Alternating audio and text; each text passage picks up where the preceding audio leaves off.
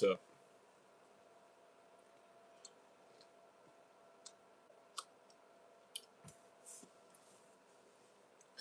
yeah, I was working on some gardening, hence my sun hat.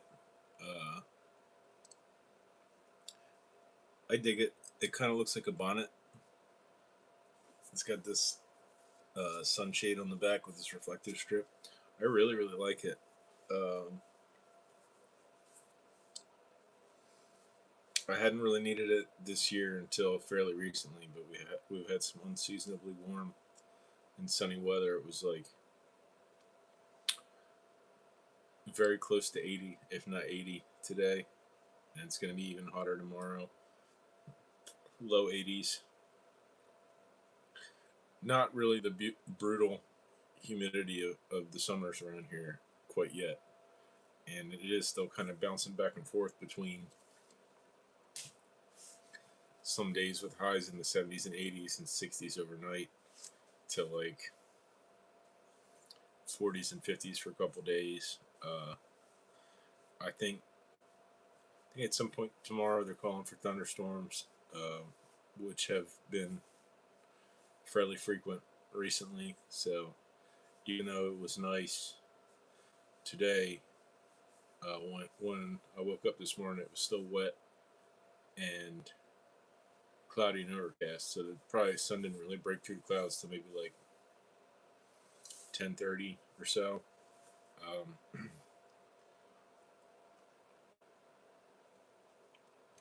Got a call from the hardware store. The stuff that I'd ordered came in. The flagpole brackets that I was using to make the arched roof to keep the netting. Well, I need to replace the netting on the roof of the garden enclosure, but putting the bowed PVC, the intent is to raise the height of the roof maybe about 2 feet or so, because it was like right at the level of the top of my head. That wasn't a problem for my mom, because she's only probably like 5'5" or something. But me at 6'3", I'd walk through there kind of crouched and like dragging the button of my hat on the squares of the netting. So not only is it functional, but it's also aesthetic. It looks nice. I got some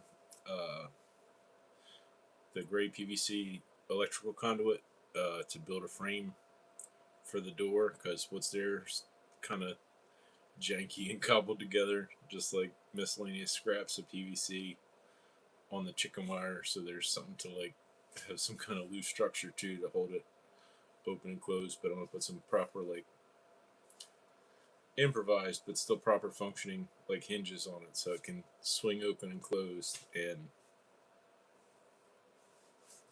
still not have any gaps in it, so we don't get any birds or critters try to get in there, and have some kind of like proper latching closure.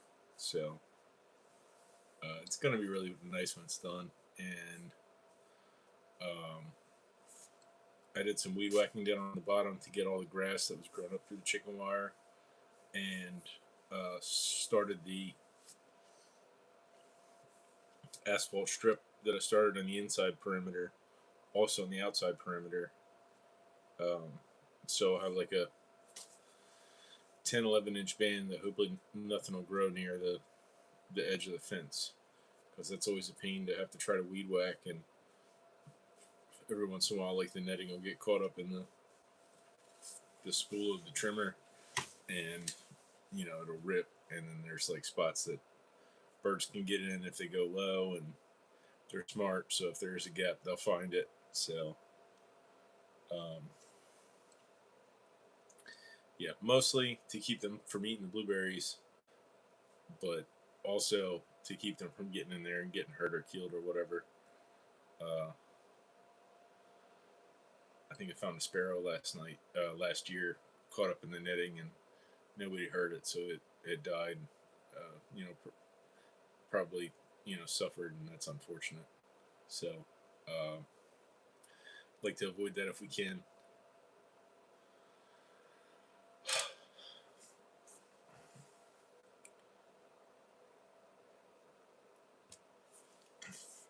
But yeah, happy with the progress. But being hot and sunny, um, I try to restrict my movements to either early or late in the day. Probably need to cut the grass. Definitely need to like weed whack the perimeter along the fence, but it's about that time to have to start needing to cut the grass. Um, I got these pretty heavy, I guess, pretty heavy galvanized, like tomato cages, and I put them in. They're like square. I mean, you can unfold them to a square, but I kind of left them kind of like diamond shaped and staked four in a line outside of that garden enclosure and outside of that asphalt perimeter. Something for the passion vines to climb on, like a trellis kind of. Um, they kind of pop up wherever they want to, but I figure if I give them something close and easy to climb on rather than trying to climb on the netting or chicken wire, maybe they'll just stay there. I know they probably won't, but I figured I'd just offer the path of least resistance.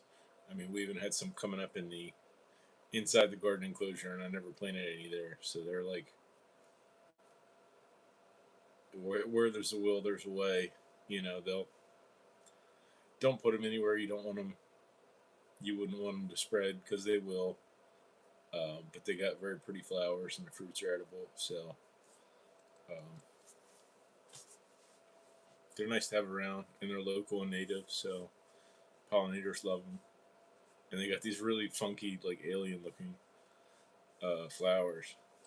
Um, but yeah, generally a tropical uh, fruit. They're passion fruits. So normally like equatorial or subequatorial um, places that you find them naturally. So this is like a little bit of an outlier in that regard. So I don't really know the history of how they came to be up here or like how long, but they are native to North America. Um, Certainly eastern and southern eastern North America. I don't know the range. I think they might be up into like southeastern Canada. Let's look it up. Sitting right at the computer, no reason why I can't.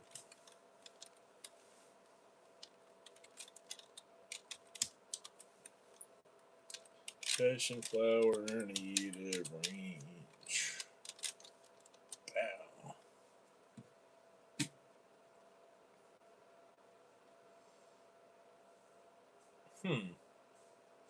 Okay, I was mistaken. Looks like southeastern Pennsylvania to Florida, west to Texas and Oklahoma, and north to Missouri.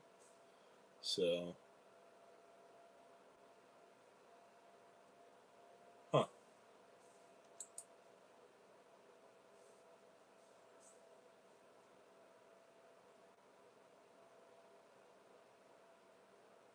Less than I thought, but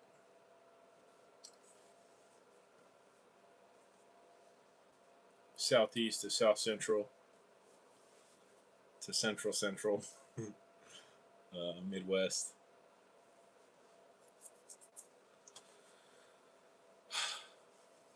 But yeah, they're neat. They're neat to have around.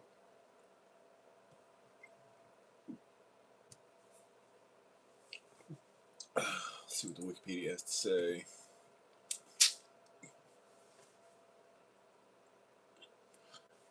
Passiflora incarnata, commonly known as maypop, purple passion flower, true passion flower, wild apricot, that's not one that I've heard before, and wild passion vine is a fast growing perennial vine with climbing or trailing stems. Member of the passion flower genus Passiflora, maypop has large, intricate flowers with prominent styles and stamens. One of the hardiest species of passion flower, it is both found as a wildflower in the southern United States and in cultivation for its edible fruit and striking bluish purple blooms.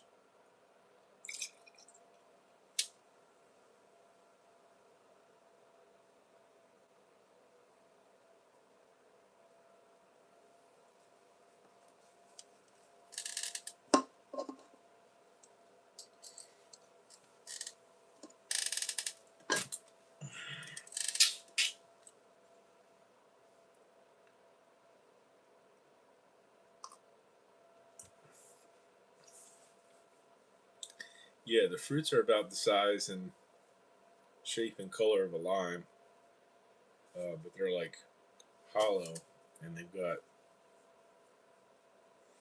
seeds surrounded by pods of liquid, kind of similar in a sense to like a pomegranate. Like you got a seed encased in a little sack of juice and pulp. Um,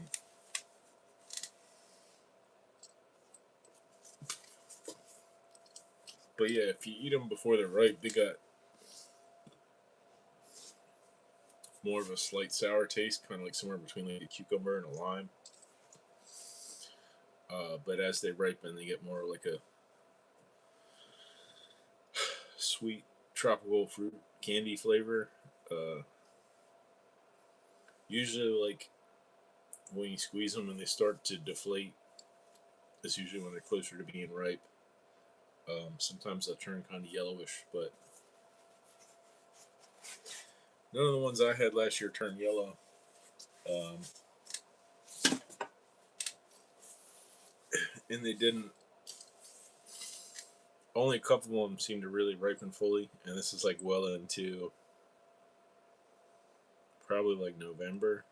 Uh, I think we may have actually gotten snow when there were still fruits on there, so um, I mean they don't really ripen until like sometime in the fall. Um, but I guess it might maybe it depends on how early they get started in the spring and summer and how much they grow. Uh, Again, last year was only the second year that I'd had them. I transplanted this one from the farm 2 years ago, just one single plant, and it didn't really do much. I mean, it it took to the transplanting and climbed up the outer fence of the garden enclosure, but it didn't. I don't think it even produced any flowers or fruit the first year, and then the second year it was just popping up all kinds of random places as they do. So it is,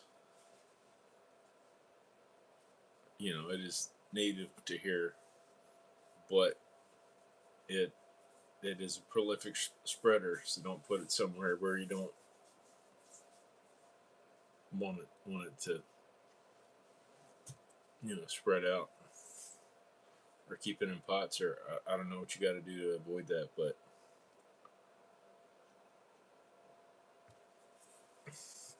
let's see. Propagation. Um,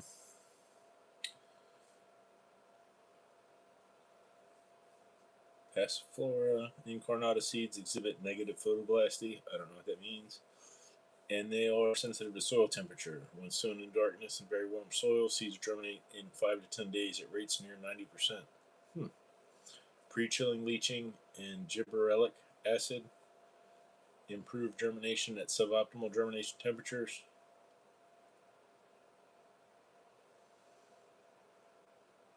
35 to 40 C is very warm for soil. Hmm. Without pretreatment, germination is often slow and incomplete at temperatures below 35 degrees Celsius. That doesn't sound right. That's like 35 Celsius. It's like 90.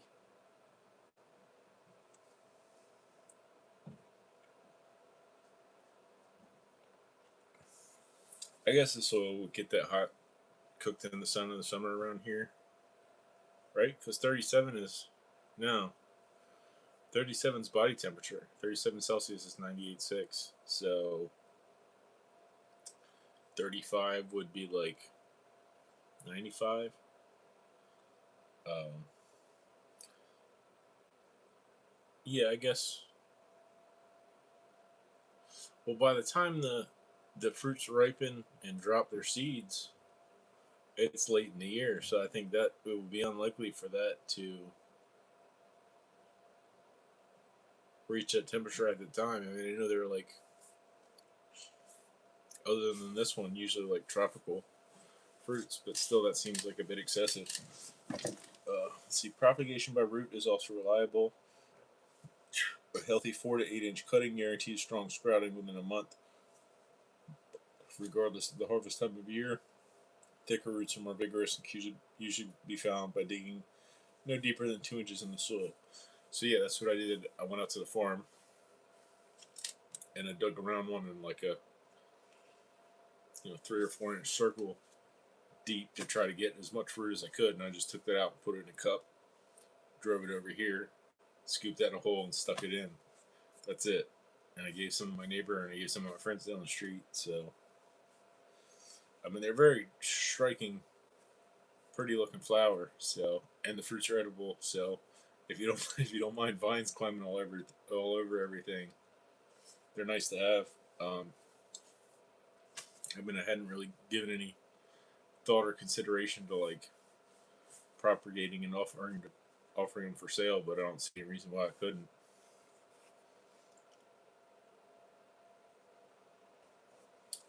Diversify your revenue streams. Give me a minute, I'll be right back.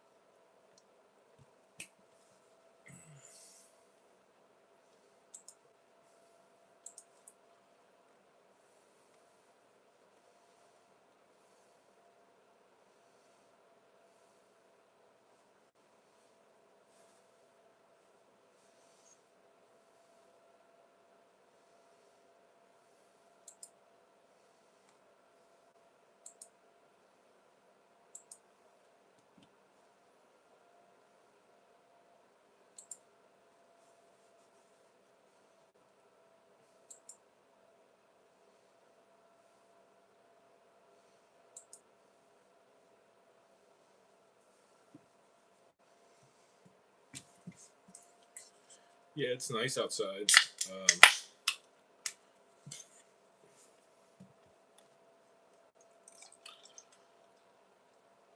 No reason why I couldn't have streamed out there. Just didn't really feel like getting all the stuff set up. So, uh,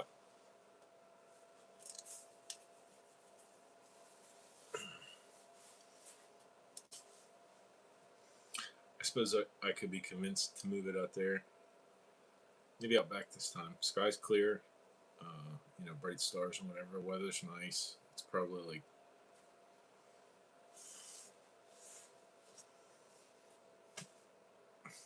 still like 65 or so. Um,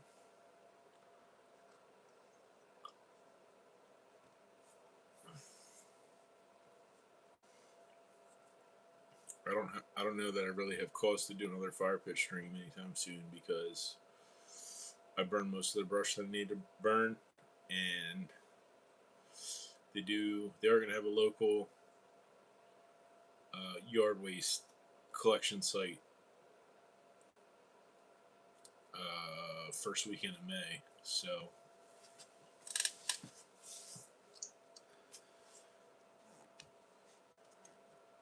we got stuff that needs to be trimmed before then. Got to trim the rose bushes out front. I think I trimmed all that I really need to from the butterfly bush. I just still need to reset that. Pull some weeds out of the cracks in the sidewalk.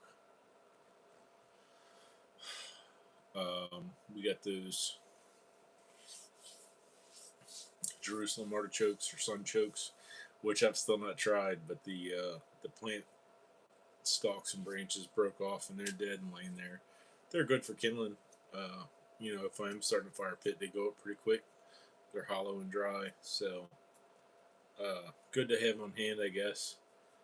I got some like old pallet wood and stuff that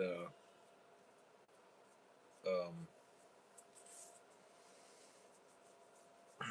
I was hoping to take them apart so I could use to remake stuff, but they've been sitting out like uncovered for so long that I don't know that they're really any good anymore. So maybe I'll just burn them. Um, we'll see. But I did get some split apart, so I've got some wood to try to make some stuff out of. But I don't know what. I just I collect things. Um, maybe I bite off more than I can chew sometimes, so to speak. With in regard to like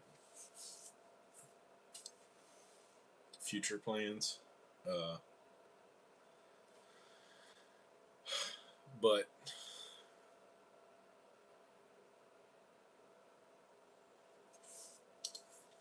um, one of the things that I had thought about making was like bat boxes or bat houses, but I don't know that all pallet wood is good for that because sometimes they're like chemically treated or depending on what they were used for, it might not be suitable for something like that. But I've got friends that would know better than me, so I'll ask them.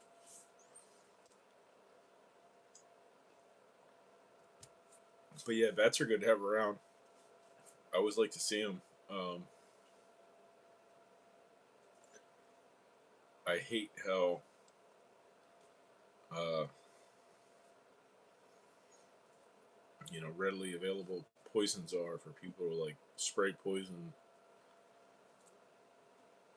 wherever they please. You know what I mean? Or like poison rodents that get eaten by birds that poison the birds. It's just like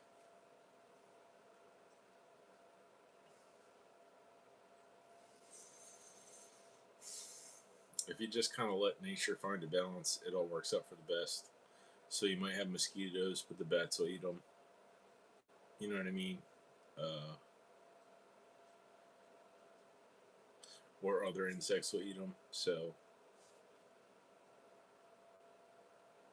I mean, you do your part by not like leaving standing water out for them to lay their eggs and larvae in. Um, but otherwise, you don't really need to do a whole lot. Uh, the ticks are a problem around here. Um, I was saying this the other day, but kind of got distracted on a tangent about foraging mushrooms. But I was out in the woods and I found this big eastern cauliflower mushroom. This was probably like 2, maybe 3 years ago, and it was big, right? But it was off the trail a little bit. I'm walking the trail in the woods out the farm, and it's like a sunbeam shining right down on it, and it was like, wow, because I'd never seen one before, and I looked it up and saw what it was and that they were edible. And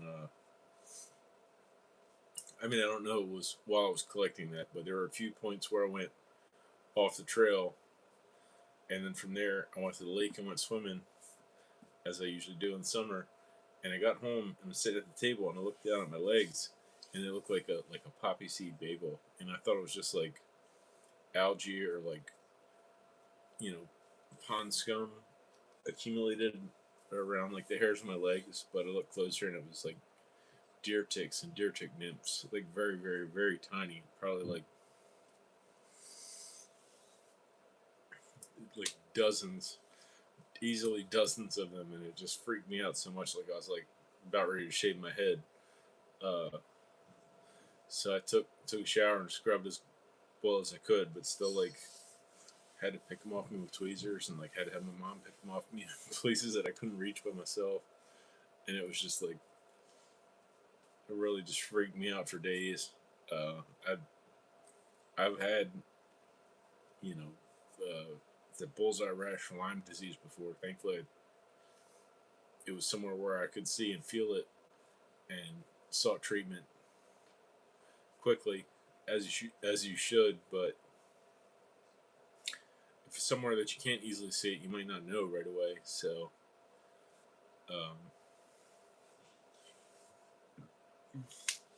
I can't really say that whether or not I, have or would have lingering after effects from it, but I did get treated relatively quickly with antibiotics, and that was probably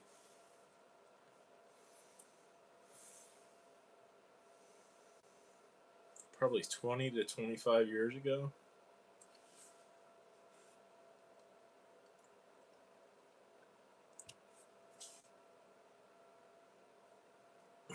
So if you're going to be out in the woods, probably shouldn't wear short. Probably shouldn't wear shorts, even if it's hot. Like wear leggings or something and long socks or something, so you can see them climbing up on you, and so they won't bite into you. Uh, Ticks and tick-borne disease are a problem. Not something you want to play around with. I'm not like very fond of, mainstream medicine or whatever, but like I'm not stupid. You know what I mean? Uh, I don't go there for every little ache and pain, cut and scratch or whatever. Most things, if I think I can deal with it on my own, I do, and I will. But you got to know when you are not able to deal with it on your own. There, you know,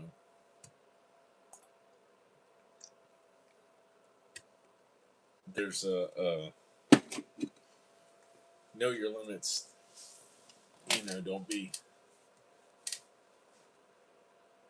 Don't be stubborn to the point of self destruction. You know what I mean? Um, but you should try to be self sufficient best as you can, and you should be able to deal with most things on your own. Like I've been able to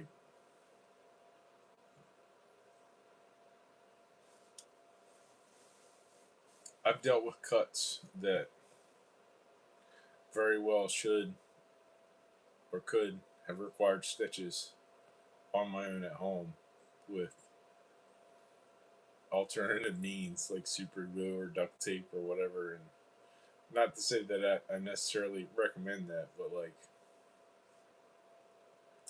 one, for example, I used to have this big, thick glass ashtray. This was probably like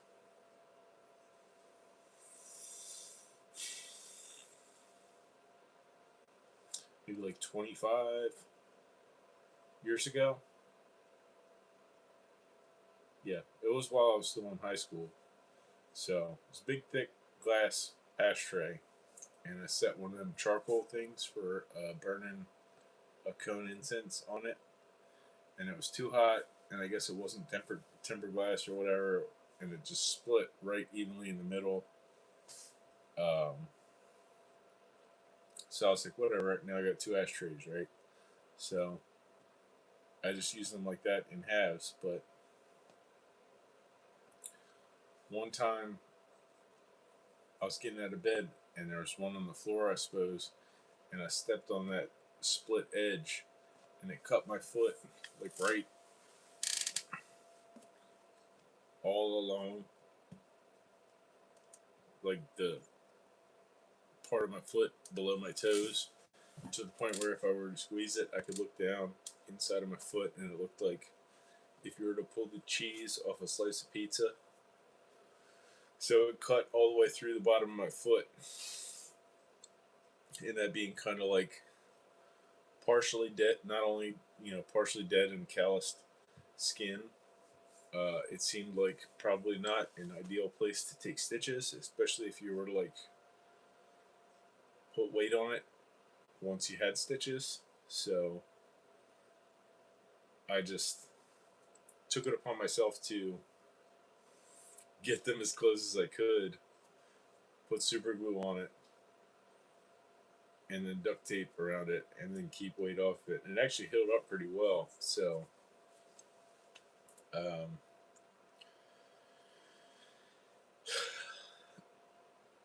I have heard of super glue being used for like, like combat medicines, stuff like that. Like, I mean, I don't know if you ever accidentally got your fingers stuck together, but it's like it bonds very well to skin. And I don't know. I mean, they don't. I don't know that the formula is exactly the same. Maybe it will be, but they do have something on the market for that purpose. It's like liquid bandage or whatever. So I don't know. Like, I know that it works. I mean, it's tried and tested. I don't know that it's like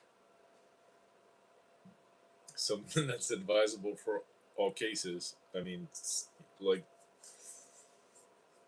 combat situations, it's like desperate times call for desperate measures. You know what I mean? So it's like you use what you got and what works quickly. You're not gonna be like stitching somebody up when there's like bullets and explosions and stuff on it. So, um,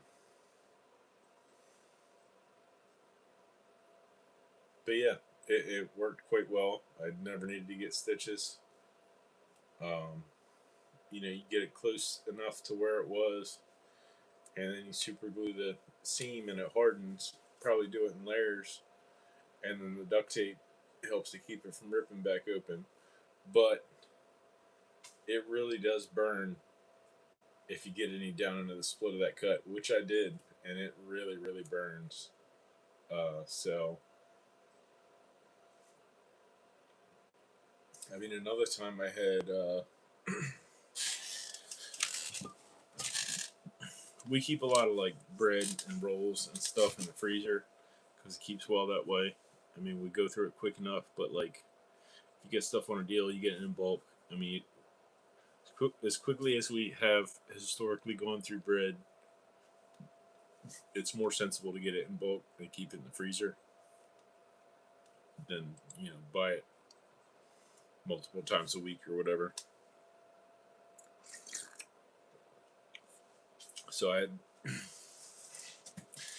microwave these rolls that came out of the freezer, but maybe not enough to quite thaw them out.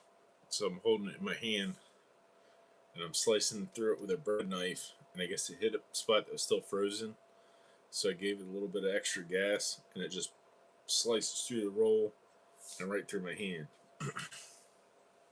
which my mom says is a common injury. I guess they call it like a bagel slice cut or something like that. I don't remember what exactly, but happens a lot apparently. So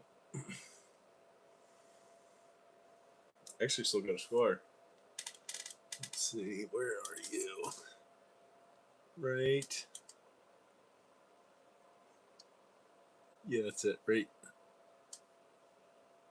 there. So I'm slicing through it and it just goes all the way through it and cuts through my hand. And that one I was considering stitching. I don't know if I ever posted the videos, but I recorded them. Probably on my old phone that I don't have anymore. But I was like trying to sew it up, but the only curved needles that I had were like really, really thick, like not suitable for that purpose at all. Not like, I mean, they were like big, thick, curved sewing needles. They weren't like for giving a human stitches. You know what I mean? I don't really have like specific medical equipment. I just use what I have. So I tried it a couple times and it seemed like a little bit ridiculous. So then I ended up just super gluing that one too, and that worked fine. Um, Again, I think they do sell.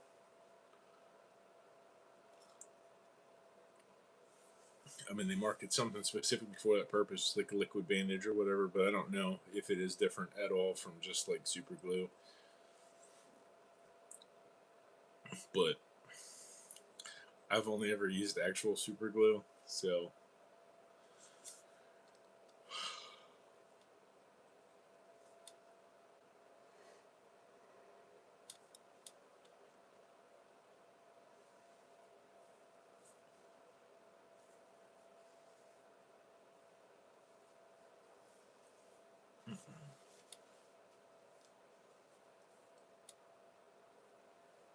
But yeah, I was happy to get done what I got done in the garden. I'm not done, um, but happy with the progress I made. I need to finish the outer perimeter with that asphalt shingling, and I need to finish the inner perimeter with that asphalt shingling. Um, I need to pull the netting over the roof. The blueberries are budding, so I need to get that done before they go to fruit, so the birds don't eat them all. We need to make sunshades for the blackberries because they do get sunburnt. Um, it's like some of the little individual pods of the blackberries get like white and kind of firm and tasteless. So we got this white, almost like cheesecloth. I guess it's like similar to like a whatever stuff you would like lay down underneath mulch, but it's white. I don't know what the word for it is, but we just drape that over it to keep it out of the direct sunlight in the middle of the day. I mean, we leave it on there all the time. We just lift it up to uh, pick the fruit, so it's like not thick enough that it blocks all the UV light, but it's um, thick enough to keep them from sunburning anyway. So just a little bit of a little bit of a shade to help them out, and my mom's wanting to figure something out, probably with the same stuff to like maybe I don't know stitch them together or whatever, and wrap around the plum trees to keep them from getting bit by Carcolios, the plum weevils, because they're pretty bad every year. Um, so I don't know if that's what contributes to the plum trees dropping a lot of fruit before they ripen, but they do drop a lot of fruit before they ripen. And a lot of the fruits that drop have bites from Curculios. A lot of the ones that stay on the tree also have bites from Curculios. The ones that do stay long enough to ripen will have a worm inside. Um, Not a super big deal. You just eat around it or whatever, but it is a little bit unsightly, especially for like umeboshi or whatever. So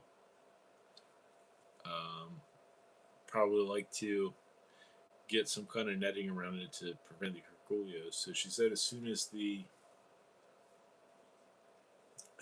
blossoms drop, we need to cover it so the curculios can't get to it.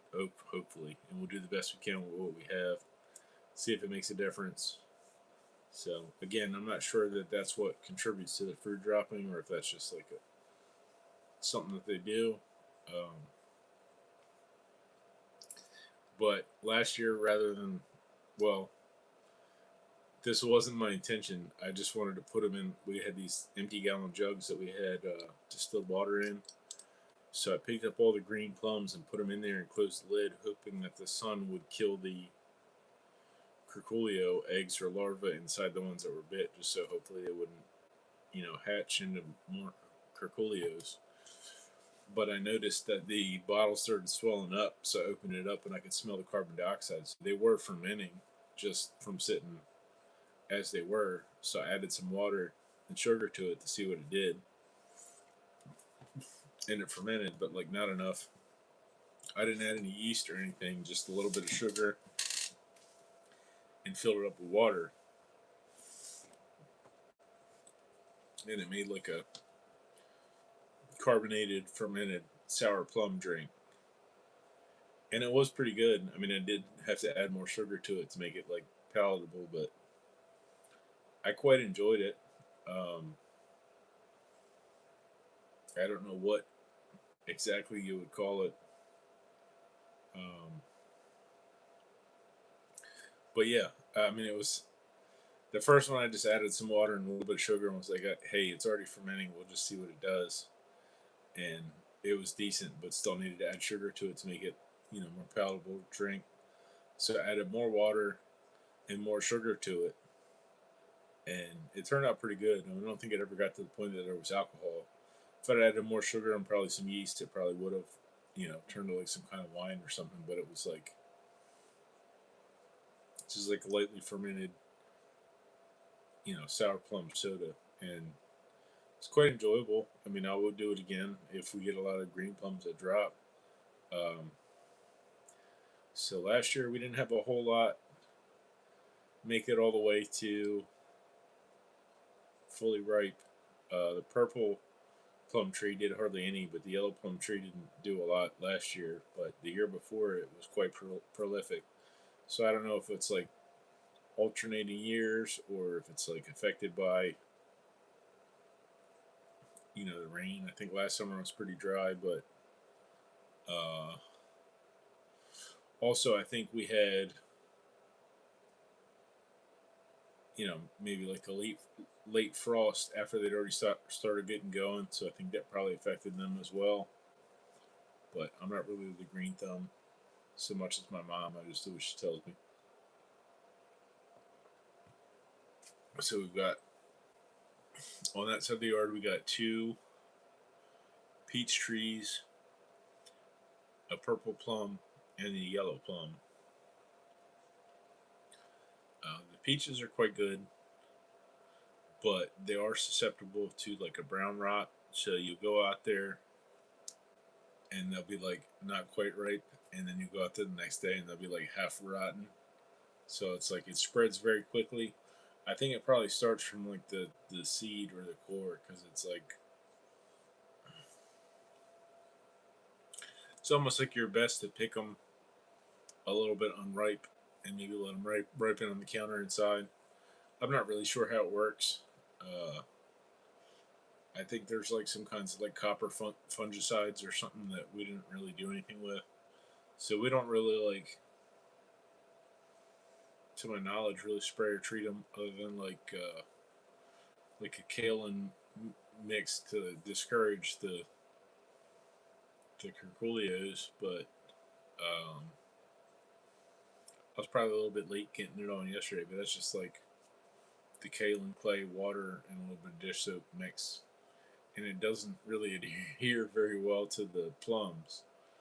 I mean, it adheres to leaves and branches and whatnot, but it doesn't really stick very well to the plums because they're so smooth. But it sticks much better to the peaches, but it doesn't. It doesn't prevent that brown rot. Um, Again, my mom's more knowledgeable about that stuff than I am. Um, but produces decent amount of fruit. I mean, I still got in the fridge. I still got a couple of the umeboshi, the pickled plums that I made last year. They turn out really good. I think if I get enough to do it again this year, I'll probably add some more shiso earlier in the process, because they didn't really take on too much color from them or really too much flavor. Just like they're good. I mean, it's salty and sour and kind of mostly reminiscent of like a olive, like a Kalamata olive or something. They're very, very good.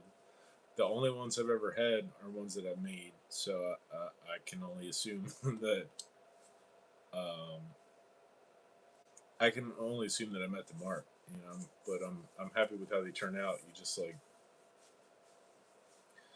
get some plums, clean them up, dry them, put them in a Ziploc bag with a percentage by weight of kosher salt, and just let them sit there for a couple weeks, and turn the bag or whatever, and then add shiso leaves at some point. But if I remember correctly, the plums were ready before the shiso was, so um, I added them kind of late in the process, and it wasn't enough to really affect the flavor or color. So maybe I'll do that differently next time. I did have at least part of the batch kind of not turn out very well, so I don't know what that was about. Uh,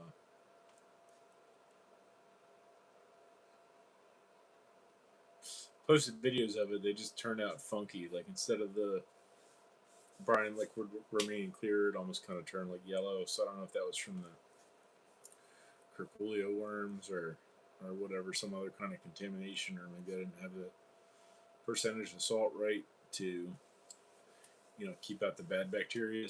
But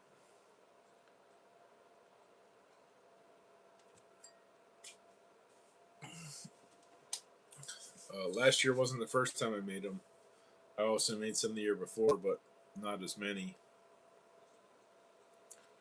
But we had so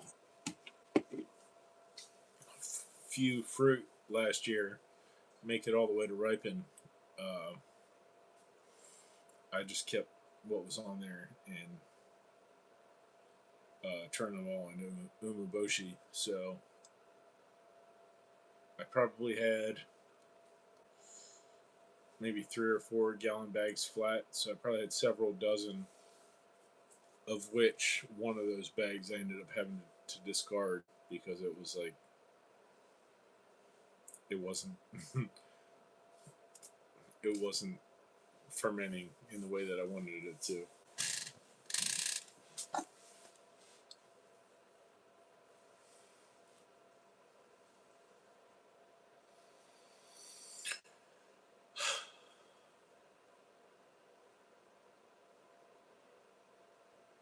I still have a little bit of shiso left too, but not much. Um, I had a whole bunch last year, but I was getting tired of processing it. Like I had a whole pile that just ended up just getting thrown away. But I had some that are dried, which I still have some dried, and that's good for tea. It's almost like it's kind of strange because like the fresh, such a difference in taste between the fresh shiso and the dried shiso.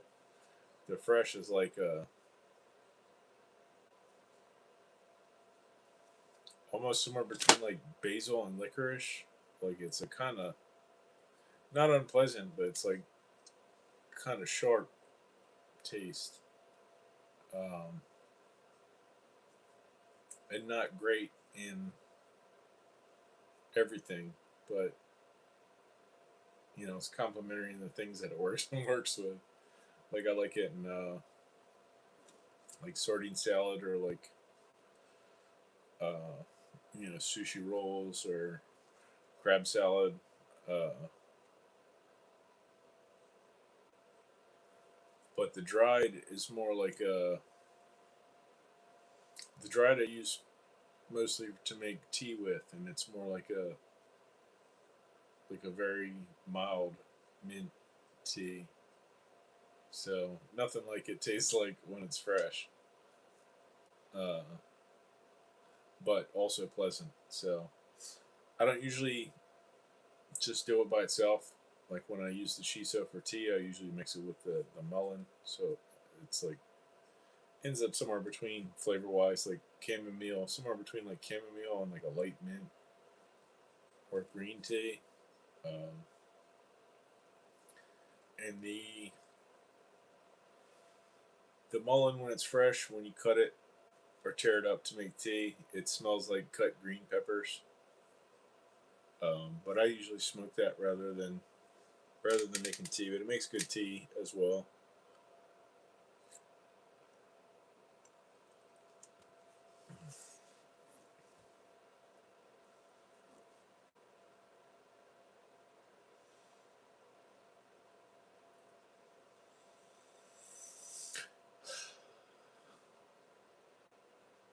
What else?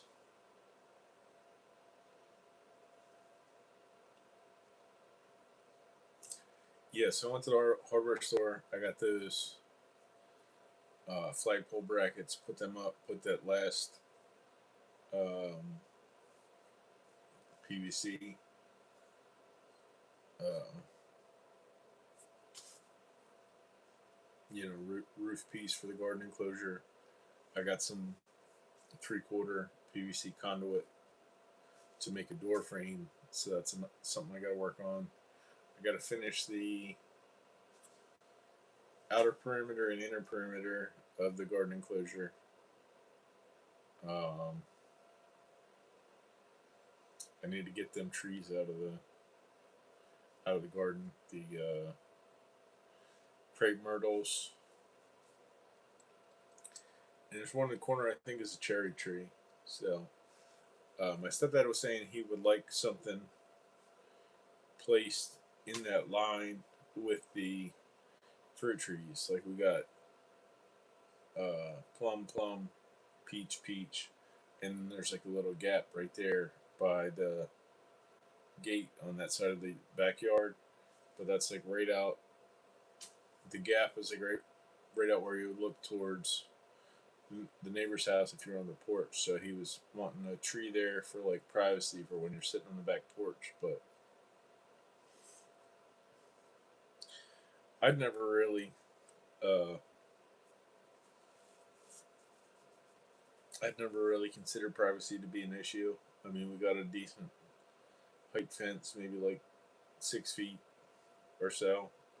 I can't see over it when I'm in the yard, but you can see over it when you're on the back porch. But it's not like, I mean, they're relatively new neighbors, but it's not like they're always hanging out in the backyard or anything. So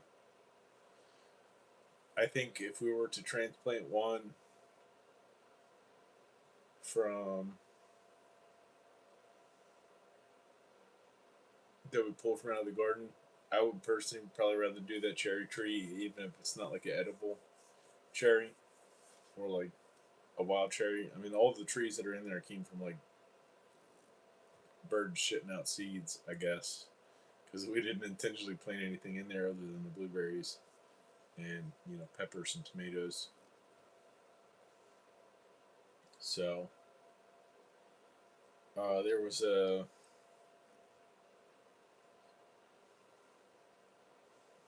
another vine other than the passion flowers. Porcelain berry. The leaves look very much like grape leaves, but they're not. And it's got these berries that are like purple and teal, and they look really nice, but you can't eat them. Um, but the leaves look very much like grapes and often grow grapes. So I don't think even the leaves are edible, but you can eat grape leaves and grapes, obviously. So you wouldn't want to confuse the two. Actually, let me look it up. Let's see. Porcelain berry.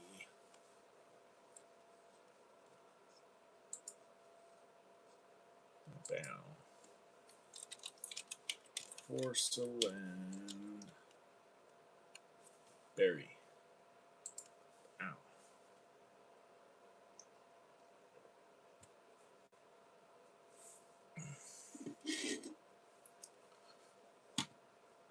Amber peppervine. I've not heard that. Ampelopsis glandulosa. Let's see. Oh, it is in the grape family. Ampelopsis glandulosa, with common names creeper, porcelain berry, amber peppervine, and wild grape, is a plant in the Vitaceae grape family, native to temperate areas of Asia, including China, Japan, India, Nepal, Myanmar, Vietnam, and the Philippines. I didn't know that either. It is commonly used as an ornamental plant. I didn't know that either.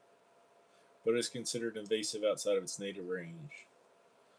Ampelopsis glandulosa is generally similar to and potentially confused with grape species, genus Vitis, and other Ampelopsis species.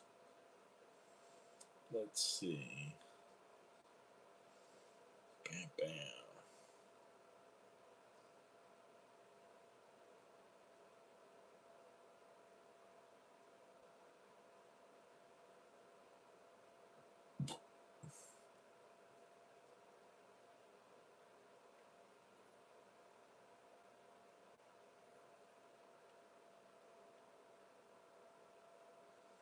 Hmm.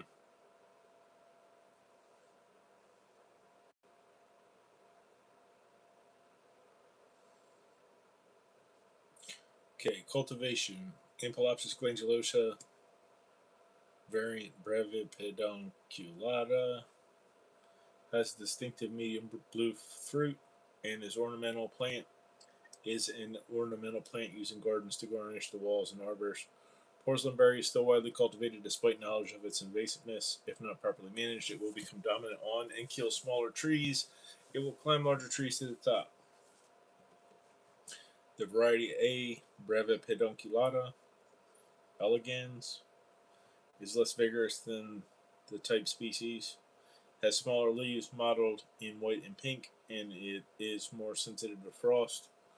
Porcelain berry often coexists with Virginia creeper, poison ivy, and sassafras.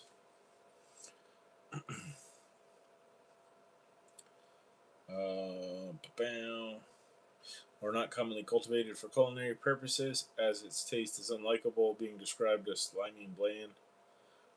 I didn't. I thought they were inedible, um,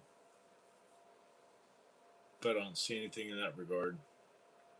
Not that I would want or try to eat them anyway. Let's see.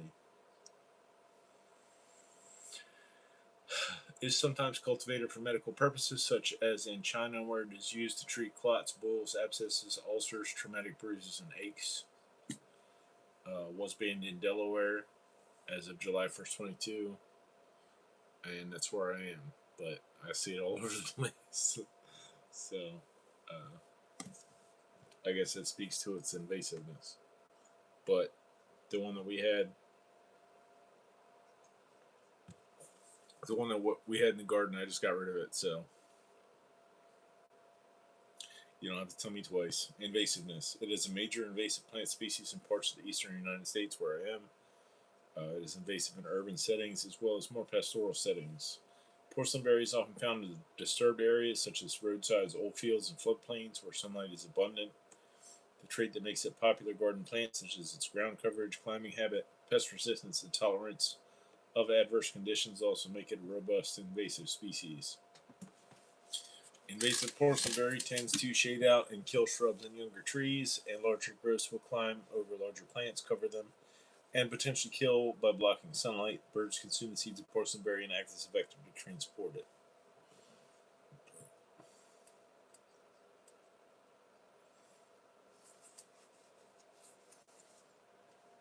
Let's see.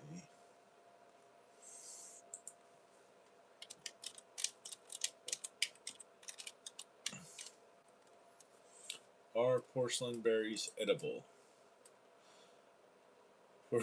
Porcelain berries are technically edible to humans, but are generally considered unpalatable, often tasting bland, slimy, or flavorless. While sometimes used in jellies, they are primarily eaten by birds. They are highly invasive and caution is advised, as some reports suggest they may cause mild stomach irritation. Let's see. A porcelain berry leaves edible.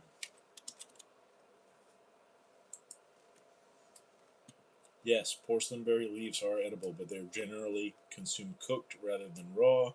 They're not considered very palatable and are often described as having a bland, slightly random leaf taste. Best used in foraging scenarios or as a wild green substitute. So that's good to know. Um, I know grape leaves are edible as well. Um, I guess you see them in probably like Mediterranean cooking, uh, like little grape leaf rolls of like rice and perhaps meat, I suppose. Like cabbage rolls, like cabbage rolls but smaller. So yeah, here's where these are the burns I got on my arm from working on the car the other day. It's an odd spot to get to the camera.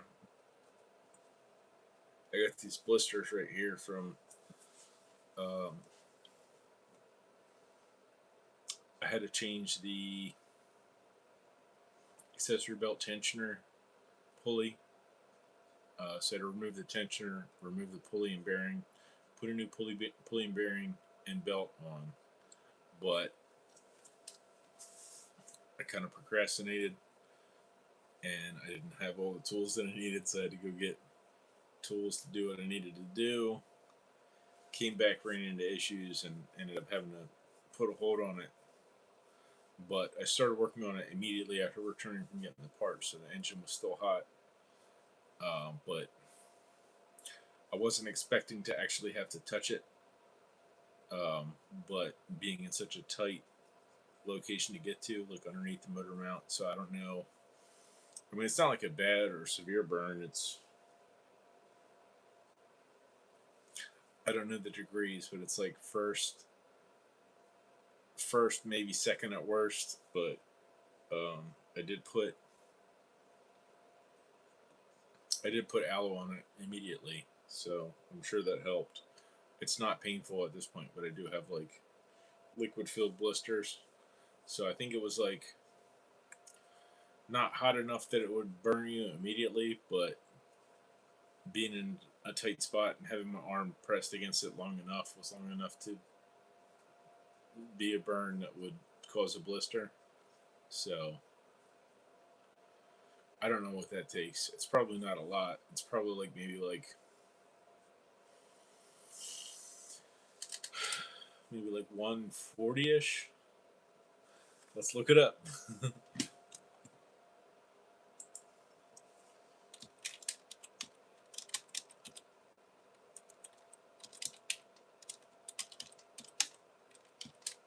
What temperatures cause blistering? What temperature causes skin to blister? Oh wow. Hmm. Hmm. Skin typically blisters a second degree burn when the skin's basal layer reaches 44 degrees Celsius, 111 Fahrenheit, with injury accelerating at higher temperatures. While this is the threshold for damage, actual blistering speed depends on time and heat. 130 Fahrenheit, 54 Celsius causes deep burns in 30 seconds, while 140 Fahrenheit, 60 Celsius causes blistering in just 1 to 5 seconds. So I wasn't way off, but it probably would have been closer to the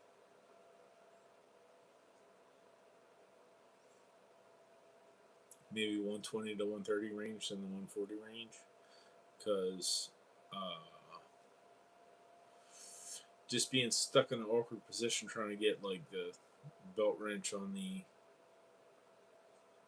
pulley would have my arm in a position to kind of be stuck against something that was like not warm enough to like immediately cause alarm that I need to remove my arm, but still warm enough that with constant pressure applied would be enough to blister the skin. So probably more in the 120 to 130 range than the 140, but I don't know how long I touched it. I don't even know what it was exactly. So I don't think there's any radiator hoses or anything. So just like working around things that were just hot from the short trip I took. You know, the engine block was still warm. Um, I don't know. It's a tight and awkward spot, like having to work my arms around the whatever that bar that holds the hood up. But for such a small car, and I mean, it's not like extremely tight spaces to work in. Like I've seen cars, like my buddy had I think it was a 90, I think it was a 96 twin turbo 300ZX Nissan. Beautiful car. Beautiful, beautiful car. Um, Black with a tan leather interior. Very nice car. Um,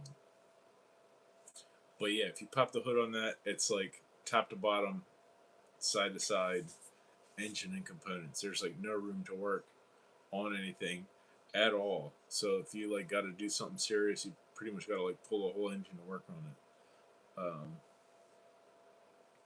I would imagine, but like a small 4 cylinder front wheel drive. I mean, there's space to work, but it's sometimes awkward and inconvenient. But you know, I always had a fondness for small economy vehicles. I've had several Hondas, you know, early '90s, early to mid 90s, and I had Toyota, also early 90s, had a 90 or 91 Celica. I want to say it was a 90 Celica GT 5 speed, which I absolutely loved. It was a very nice car, one of my favorites. So, um, my first car, oddly enough, was a 89, 90, or 91 Plymouth Sundance 5 speed, which I really, really liked. So, it was, also economy, front wheel drive, 4 cylinder, but a domestic stick shift, which is my preference. I've never owned an automatic car, which is probably a bit of a rarity these days to be able to say that, but always preferred driving stick. I just feel more connected to the road and driving experience and more in control. And plus, they are manual transmissions cheaper to work on. Like if your clutch wears out, just pop it off and change it. But there's all kinds of like solenoids and circuit boards and stuff that control the automatic transmission, and it's just like way beyond what I'm trying to mess with, and like more prone to failure and just more stuff that can go wrong, and they're not fun to drive anyway. So it's like, why would you even bother?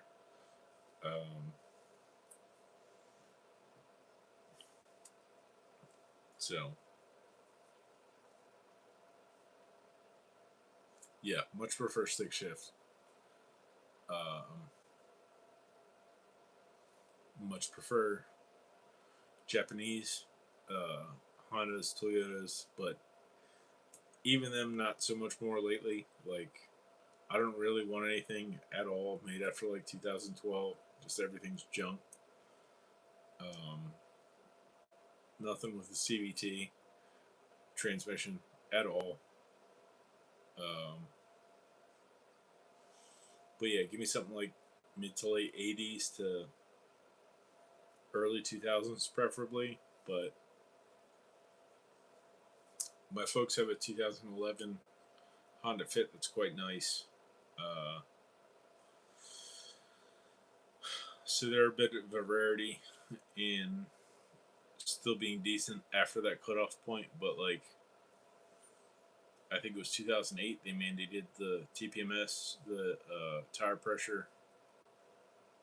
What is it? Tire pressure management system or something like that. I don't know. To where like it'll give you an alarm if your tire pressure's low, but then like the batteries and the wheel sensors die in a couple years, and then it just gives you a dash light that's annoying as heck. And then come to find out that Honda Fit, like if your TPMS light's on and you get stuck in the snow, you can't override the traction control, so you can't get yourself unstuck, which is unfortunate. So, as much as I like that car, I still would prefer it if it were stick. And there's plenty of them out there. So, yeah, early 2010s Honda Fit. I probably wouldn't get one after like 2012 ish. I don't know what the generation is on them, but probably after 2015, I wouldn't want one.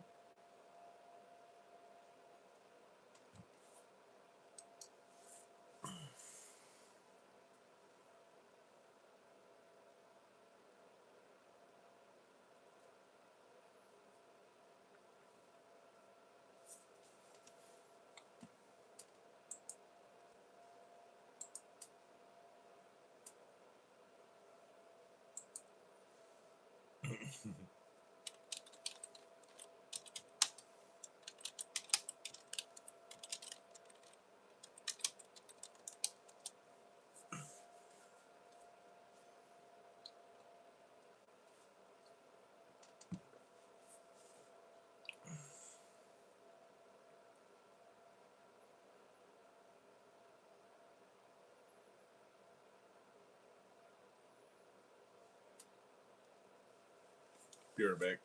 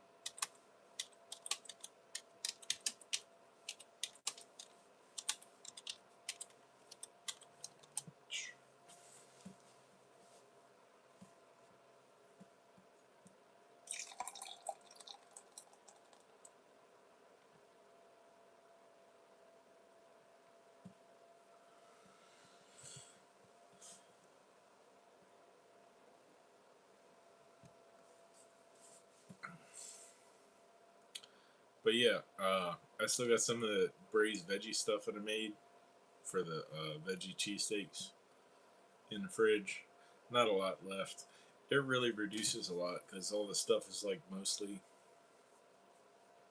liquid. So um, probably could have put like maybe twice the mushrooms that I put in it in there because they don't reduce as much as like the cabbage and onions and celery and all that stuff just cooks down like almost nothing. So um, when it goes into the pot broth, it looks like a whole lot, but it doesn't end up a whole lot. But it tastes really good. I let my mom try the cheesesteaks I made, but she doesn't really. She's been trying to be a little bit more mindful of carbs. So she doesn't really eat like the bread or the rice or anything like that. So she just had like the mixed vegetable mixture. But um, she said on the on the rolls with the mayonnaise and horseradish and cheese and ketchup, she said it tasted a lot like a roast beef sandwich to her more than a cheesesteak, which is fine. I mean, I did put rosemary in it, which I guess would be appropriate for a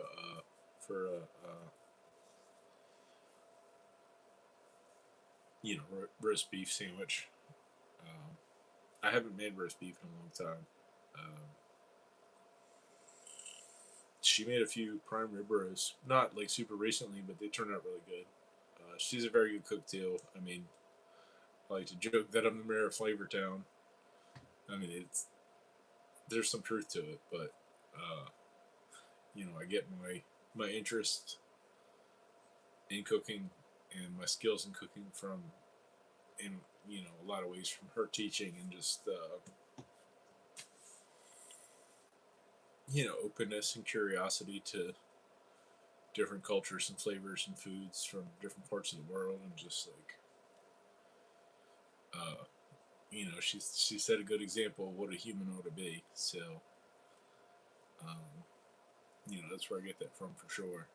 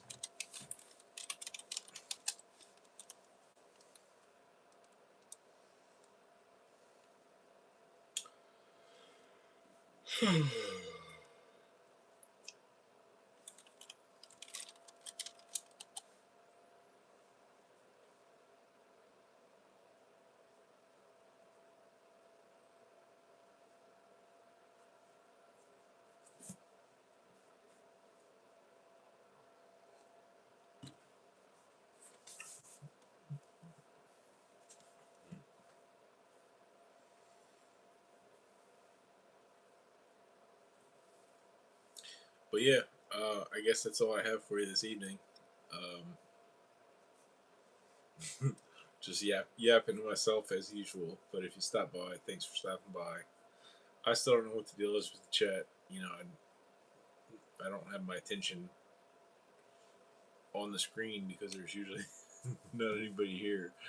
Uh, but if you stop by, thanks for stopping by. If not, I'll maybe catch you next time. Appreciate y'all. Have a good night.